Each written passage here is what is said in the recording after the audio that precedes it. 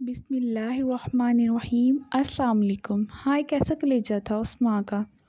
ہمارے ایک بزرگ فرماتے ہیں کہ اس سے عجیب تر ہاجرہ رضی اللہ عنہا کا واقعہ ہے کہ جب ان کے بطن سے حضرت ابراہیم علیہ السلام کے صاحبزادے حضرت اسماعیل علیہ السلام پیدا ہوئے اور حضرت ابراہیم علیہ السلام کی توجہ حضرت ہاجرہ رضی اللہ عنہا پر پہلے سے زیادہ ہو گئی تو سارہ رضی اللہ عنہا کو یہ امر ناگوارا ہوا اور انہوں نے کہا کہ ہاجرہ کو میری نگاہ سے غائب کر دو، مجھ سے رقابت کا کمل نہیں ہو سکتا۔ منظور نازل ہونے ہوگی کہ ہاجرہ کی ابراہیم اللہ تعالیٰ کو میں کچھ حکمتیں بھی منظور ہیں، پس تم ہاجرہ کو ماں اسماعیل کے زمین مکہ میں چھوڑ آؤ جہاں ہمارے گھر ہیں، جس کو تم اور اسماعیل بناؤ گے۔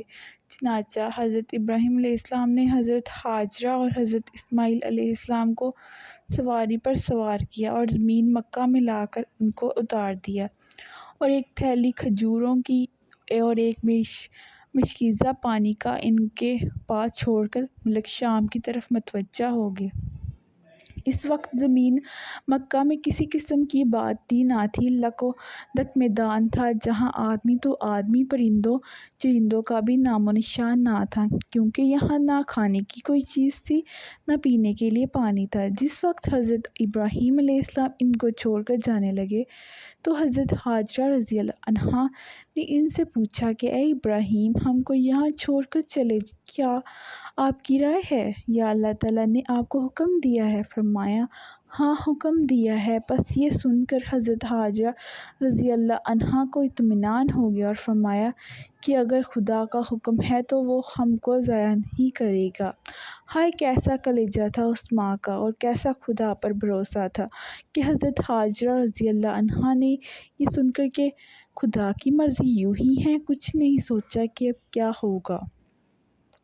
صاحبو، حضرت ابراہیم علیہ السلام کا کمال ایمان تو اس واقعے سے ظاہر ہوتا ہی ہے، مگر حضرت ہاجرہ رضی اللہ عنہا کا ایمان گوا ان سے اکمل نہ ہوگا مگر عجیب تر ضرور تھا، کیونکہ حضرت ابراہیم تو مرد تھے، پھر مرد بھی کامل کیوں کہ نبی تھے، اور نبی بھی بڑے درجے کے، ہزاروں انبیاء علیہ السلام ان کے متبع ہوئے، ان کا ایمان گوا کامل ہوا مگر ایمان عجیب نہیں، جیسا حضرت ہاجرہ رضی اللہ عنہا کا عجیب ایمان تھا کہ ان کو باوجود عورت ہونے کے اور نبی نہ ہونے کے ذرا بھی تشویش نہ ہوئی۔ سبحان اللہ، یہ کیسی قوی ایمان عورتیں تھیں کہ اللہ کی رضا کے لیے جان کی بھی پرواہ نہ کرتی تھیں۔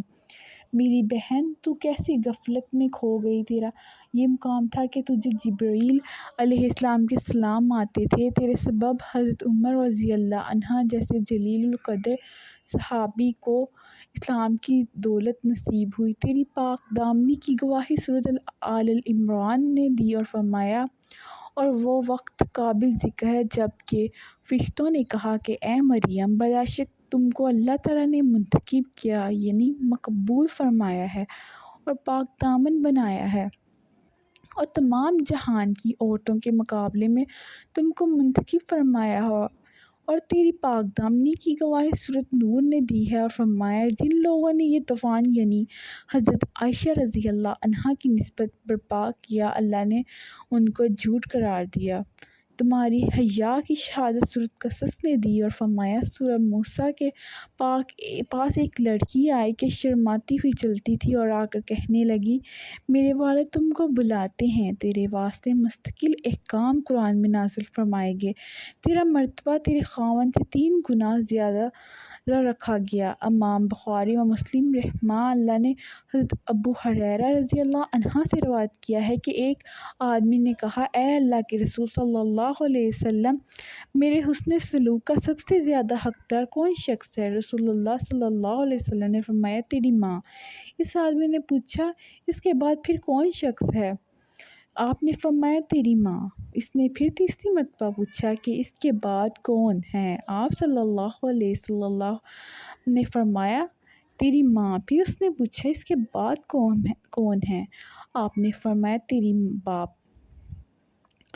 امام احمد نے مقداد بن مادی کرب سے روایت کیا ہے کہ نبی کریم صلی اللہ علیہ وسلم نے فرمایا، اور اللہ تعالیٰ نے تمہیں تمہارے باپوں کے بارے میں وصیت کرتا ہے، اور ماں کے متعلق یہی جملہ 3 مرتبہ فرمایا۔ اس کے بعد فرمایا کہ اللہ تعالیٰ تمہیں پھر قریب سے قریب تر رشتہ داروں کے بارے میں وصیت کرتا ہے۔ شکریہ، میں چینل۔ اللہ حافظ۔